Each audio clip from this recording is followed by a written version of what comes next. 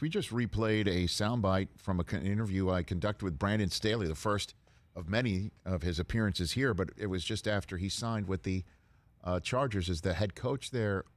And you just heard Austin Eckler say that they have each other's backs, that they know sometimes adversity is going to hit.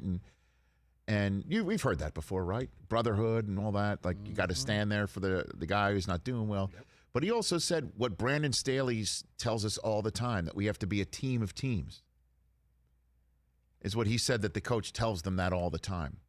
Well, from that January 26th, 2021 appearance that we just played, I asked Brandon Staley, how are you going to potentially game plan for all the crazy stuff that seems to happen to the Chargers in the last couple seconds or minutes of a game?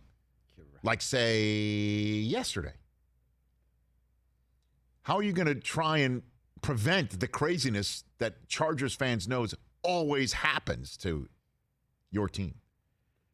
And I'm not just telling you the answer to his question because he prefaced it with what a host always wants to hear was, that's a great question. But he said, you've got to be a team of teams. He used the phrase that we just heard Eckler say in October, that the coach is always hammering it. Think about that. He was referring to, we've got to have a line of communication set up for the crazy moments at the end of the games so we know how to talk to one another and communicate with one another, so whatever we want to do is executed properly, that it's not going to be, I guess, a fire drill in a way. And thus you've got to have the right coaching staff and the right setup and the right this and the right that. That's why he said you need to have a team of teams. Guy selling something. Coach, he was, and again, he had, how many players do you think he had met with on January 26th? Not many. Maybe Herbert? Maybe? I mean, like, literally had just been hired. Yeah, maybe. The week before. We got him the week after.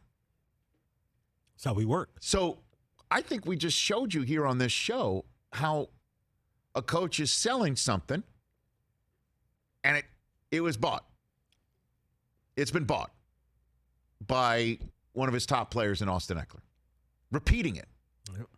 That's a winning team, bro. That's what happens with winning teams. Coach sells, players buy, and they're all in it together, and they love it, and they start winning early. Oh, how important is that, too? Yeah, get the feeling he's going to be there for a long time. You get that feeling, don't you? Yeah. And he was going to give you a parking spot. So yes. Hey, you watched all the way to the end. Thanks for that. Watch more right here.